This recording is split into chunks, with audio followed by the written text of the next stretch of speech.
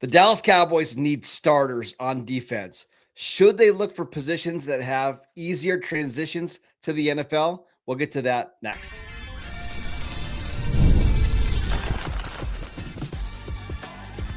You are Locked On Cowboys, your daily Dallas Cowboys podcast.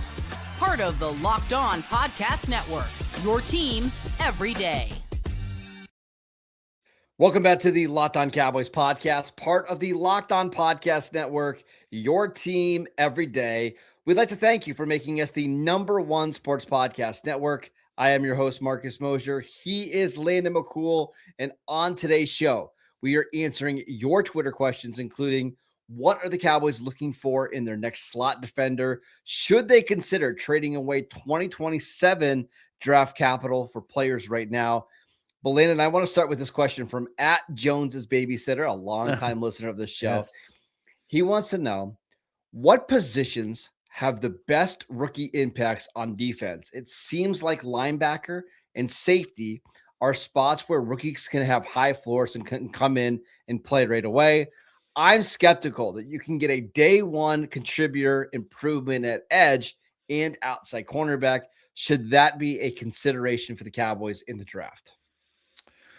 That's a good question. And it's very well thought out. And I certainly think that there is a lot of truth to it. But I also think that part of this is player specific, right? And I think especially also kind of where you are drafting that player can matter as well. I tend to think that, a first round edge can come in and give you positive impact on your defense. Maybe not, a fully formed impact. Maybe not. You're just saying generally. Yeah, but I'm saying, like, as far as generally making a positive impact on your defense, I think so. If you're expecting and if your expectation for having a good year is to be the #1 pass rusher on your team or have 10 plus sacks, I don't know if that's necessarily a good bar to kind of set yourself up. You're setting yourself up a little bit for a crash.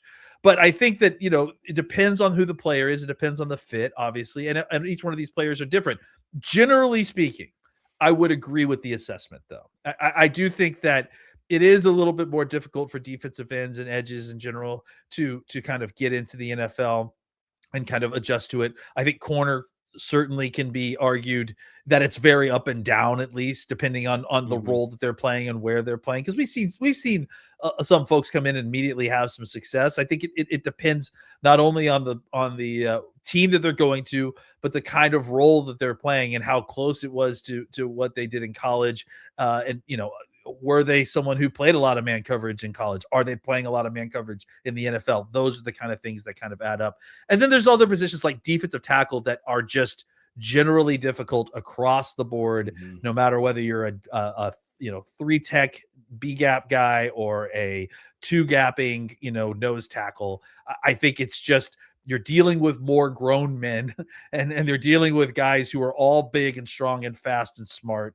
And so there's just a little bit more of a learning curve for a position like that. And I agree, linebacker and some of these other spots, you see a little bit easier learning curve because it's a little bit more instinctual. You have a level of athleticism there, sort of like running back, right? Yeah, and I think you're right. It really depends on the player and really the play style. And I'm going to give you a name, and I promise I'm not dogging on this player, but Keldrick Falk. I think if you're drafting him for what he can be 3 or 4 years from now, because the argument is he's big, he's long, he's athletic, he's 20. He's going to be able to come in and give you, above average run production, and we'll wait and see as a pass rusher. Well, if you're a team like the Cowboys that needs pass rushers and not necessarily run defenders, I don't know if you want to wait around for Keldrick Falk. I think that doesn't mean he shouldn't be a first round pick, but I wonder if someone, and again, just giving you a name, Cassius Howell, who has warts to his game as well. He is a smaller guy that's probably not going to be a good run defender, but he's just so much further along as a pass rusher that I would trust him coming in and giving you some juice off the edge. So I do think it's player specific here a little bit. And then I'll point out that it's also very role specific, because the other side of that is that the Cowboys on this current defense aren't necessarily required to have their edges as 4 down, 10 sack guys because they're going to be doing a lot of sim pressure stuff. So I do think that the edge position you're asked to do a little bit more, but there's less pressure to be the super dynamic engine of your defense as there is in like some of these more 4 down, drop 7, cover 3, cover 1 type of systems. But to get back to the question, what are the positions that have the easiest rookie impact? I think safety is one of them. And just look at like last year, Malachi Starks was a late first-round pick, really good for the Ravens. Nick Emmanuel-Warren for the Seahawks. He went in round 2 at the top of round 2. He was phenomenal for them. A couple years ago, Brian Branch was a second-round pick, and he was a Pro Bowl player. That is a position that you could have guys step in and play well right away.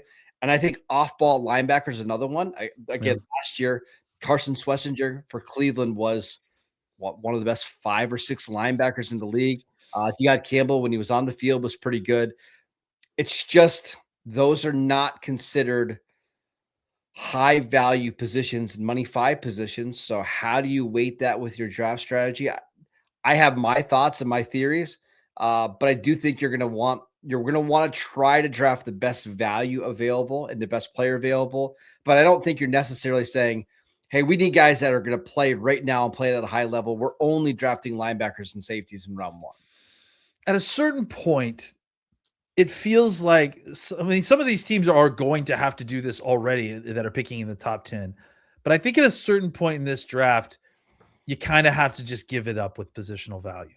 It's just the truth. I know you won't, but the truth is that what you're looking for is not available. There's going to be a trade-off, right? Like I do think at some point, let's use Sonny Styles. There might be a point where Sonny Styles is just so much better than the edge rushers that are available and the cornerback prospects. You have no choice but to take him ahead of those guys. But I wonder when you get to corner, is Dylan Thieneman a better prospect than Avion Terrell? Probably. But is a cornerback more valuable than a safety? Yeah. So how do you mesh those two together? I think fit has got to be the more important indicator there, because it's just too close there. And I think, look, especially in this draft, you threaten to loop around the other end and make the mistake the other way, right? And not draft for talent because you're so focused on getting positional value. So I think that it is one of those things where you just have to examine these situations as they are and kind of holistically and account for the fact, like, hey, maybe I prefer to get this guy because he even though he's a slight bump and disadvantage because of positional value, he plays in a system that's very similar to ours. So I feel like the transition is going to be a little bit cleaner, and just try to extract the value that way. I think ultimately, if you're trying to chase positional value stock that isn't available to you, that you're just going to reach the other way, which I think you and I have always endorsed a balance, right? And that's really what it comes down to, is that you need to find a balance between all of these things: positional value, talent, and where you're drafting them.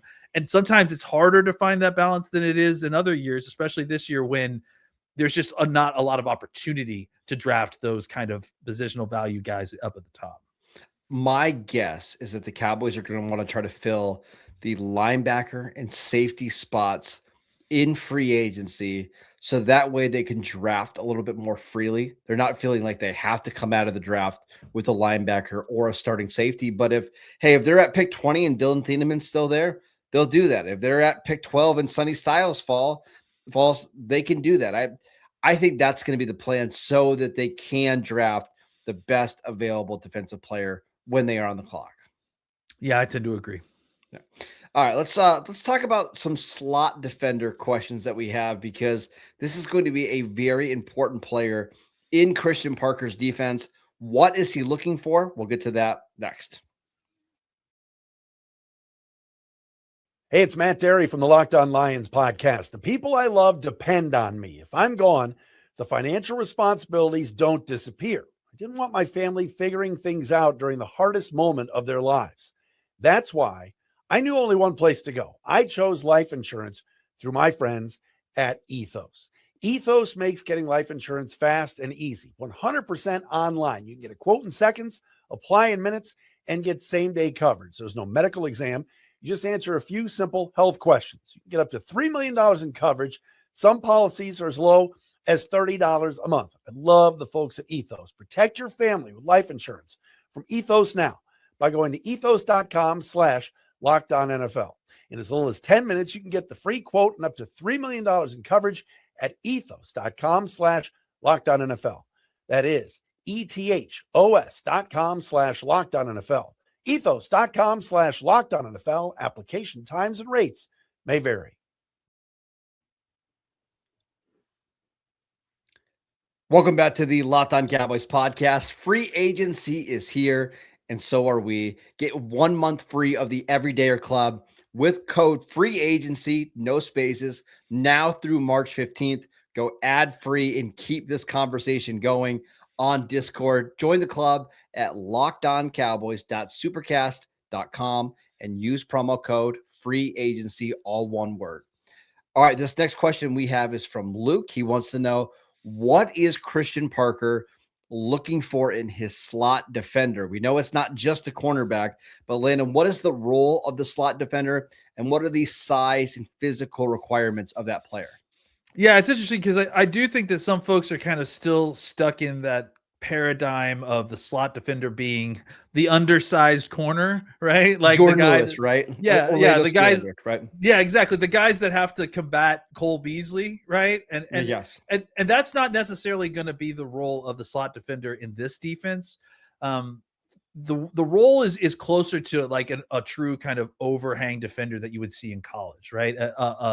Kind of more of a hybrid between the linebacker and safety and corner position, right? And it's not just by role, like they actually want those kind of body types a little bit as well. I mean, think Nick Emmanuel, I can't even say it right now. The Nick, I got you. Emmanuel, thank you. From Seattle is obviously the kind of toast of the town right now, though that's an unrealistic expectation to think you can get that kind of athlete. They're very rare, right?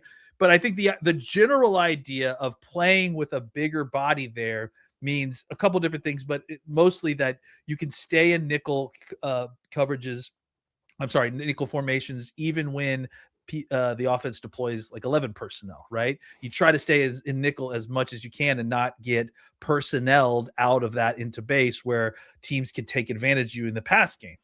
And this defense specifically has a lot of coverages that are rule-based, right? And you've heard us talk about Fangio and cover 6 and cover 8 and quarters and match quarters and all the different, rules that they can put into these coverages that help the corners not have to necessarily be put on an island, and especially on the inside. The nickel corner spot is often very protected based on how the receiver, releases from the line of scrimmage. And they have a whole bunch of different rules like, hey, if the number 2 goes inside, then this happens and you just stay where you are in the flat. Or if he goes to the flat, then you chase him to the flat and then you've got to. So all this is a long way of saying the idea of your slot corner, your nickel corner, going in there and having to man up with elite receivers all the time is not exactly the job description here. Run defense, blitzing, kind of the other aspects of slot corner play that you think of, those are more heavily weighted for this defender. And I think that's why we should be looking at more like the safety body types, the small linebacker types that have maybe more elite athleticism because they can do a little bit more.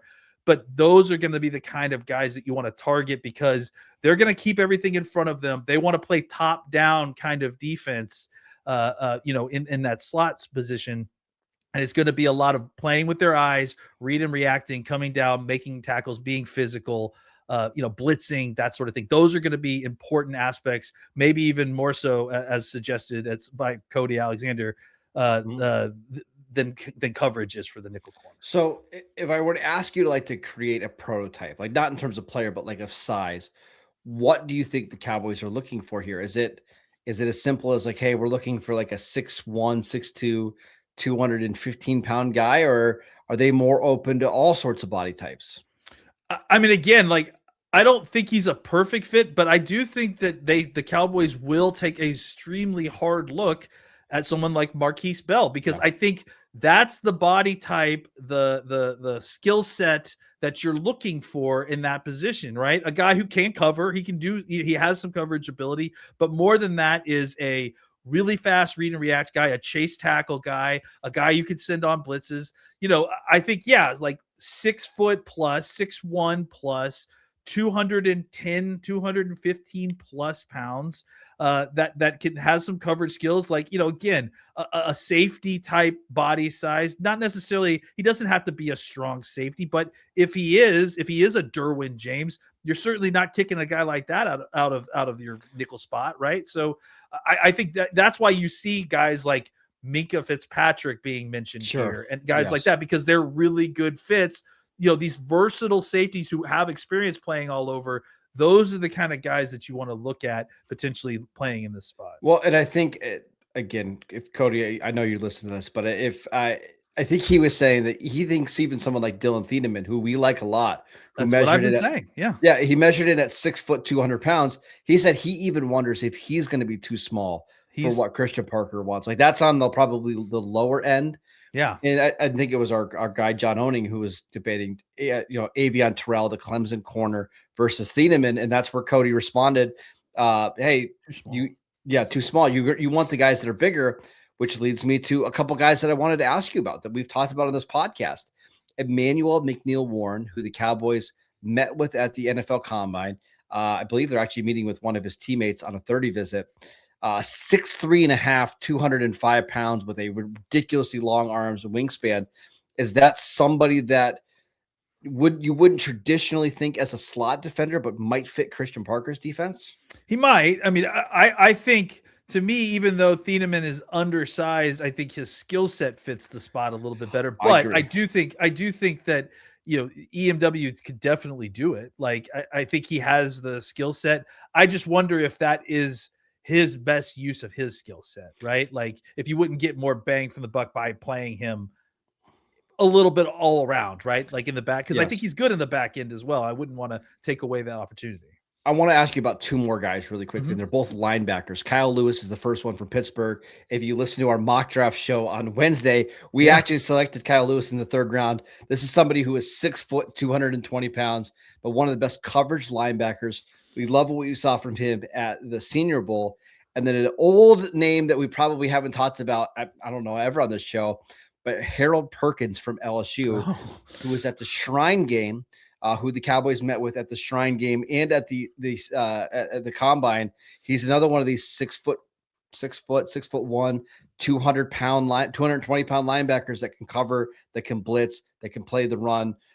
Could we potentially see a linebacker, occupy that slot defender role? I think Perkins is a guy that is interesting, right? Like, I would definitely like, if it was me, I would definitely want to see him work out a little bit more there, because I don't know that I've seen tape that has put him in enough situations to make me be able to informedly make a decision on whether he could do it or not. I will say he played 250 slot snaps this year. And then in 2023, 255. So he's I'm not suggesting that he didn't do it enough. I suggest we want to see more of it. Yes, exactly. And I'd have to give the same answer to Kyle Lewis too, because honestly, like, I've watched him, but it wasn't until before we talked about on this show had I ever considered thinking about him in as a nickel. But I think the skill set is there. The athleticism, I think, is there. I'd like to watch some more tape just to kind of, look at it through those lenses. But I think, he certainly has that kind of versatile skill set, the football mindset that you want someone playing in that position. I think that there's certainly a possibility. Kyle Lewis at the NFL Combine, 6 foot, 227 pounds, ran a 4.53 40 with a 39.5-inch vertical and a 10.9 broad. He was also one of the few linebackers that went through the 3-cone drill, 6'9", Again, it might be a stretch to think of him as a slot defender, but I do wonder if you want guys that can play the run, that can blitz. He's also super productive in coverage. Yeah. Why not? Well, and also like Perkins too, even if you don't want to play him full time at in the slot, I think both of those guys could help you as a linebacker as well, especially since they're so good moving forward and attacking quarterbacks. Yeah, I think that I marked Perkins in my mind just because of his versatility as a potential guy who could be a really good fit in this defense because of its versatility. But I hadn't really considered him as a slot, and I think it is something to at least maybe potentially look at. We'll circle back on that. So remember the name Harold Perkins. Let's talk about 2027 draft capital. Should the Cowboys consider moving some now to get players for the 2026 season? We'll get to that next. This episode is brought to you by BetterHelp. March is a time to celebrate women, especially around International Women's Day, and to recognize just how much they carry at work, in relationships, in families, and in all the unseen roles that they step into every single day. It's easy to celebrate that strength, but it's just as important to make space for their emotional well-being. And honestly, that goes for all of us. I think about someone like my mom, who and how much she's carried for my family especially over the last 10 or so years. And it makes me think, how many of us are doing the same thing? The roles that we play, the expectations that we carry, the pressure that we don't always talk about. Therapy can help you through all of that, creating balance, setting healthy boundaries, and supporting your overall well-being. With over 30,000 licensed therapists and more than 6 million people served worldwide, BetterHelp is the largest online therapy platform, and it works. All you have to do is fill out a short questionnaire and you'll get matched with a licensed therapist. And if it's not the right fit, you can switch at any time. Your emotional well-being matters. Find support and feel lighter in therapy. Sign up and get 10% off at betterhelp.com/lockedon. That's BetterHelp, HELP.com/lockedon. Welcome back to the Locked On Cowboys podcast. We are answering your Twitter questions, and this one comes from Hootie, who wants to know, should the Cowboys consider trading draft picks from the 2027 draft? He's thinking like second, third round picks for players either right now that are available or to move up to improve this year's team. I'm just trying not to make a blowfish joke. There you go. It's an interesting question. And you and I had a little discussion about this before the show.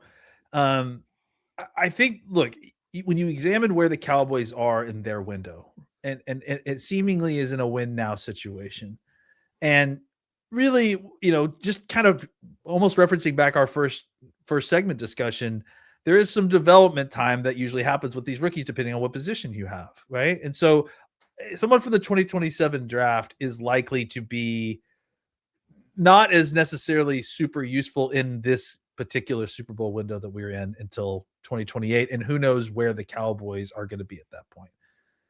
I think it probably is a little valuable to think about trading 2027 draft picks. I wouldn't go with the first round pick, but I don't think they can. Honestly, I don't think they're allowed to trade that first round pick because there's currently conditions on it where we don't know which first round pick the Cowboys will have next year. So, yeah, I mean, I think to me, if you're interested in trading some lower picks, I think it makes some sense, because I think that there's going to be a lot of teams that are going to be bloodthirsty for 2027 picks.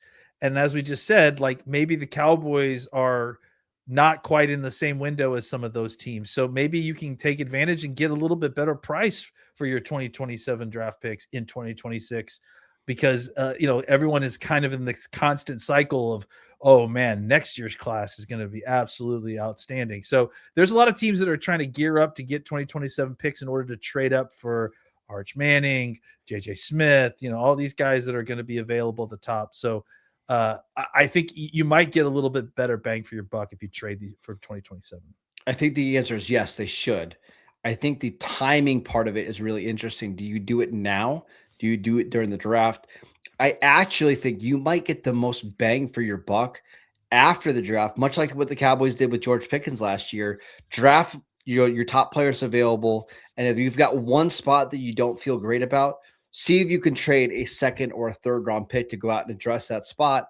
And I'm telling you, there are going to be teams, and you'll know the teams that don't draft quarterbacks this year, whether it's Arizona, Cleveland, New York, Jets, whoever it is, those are the teams that are going to want to be loading up on picks for next year.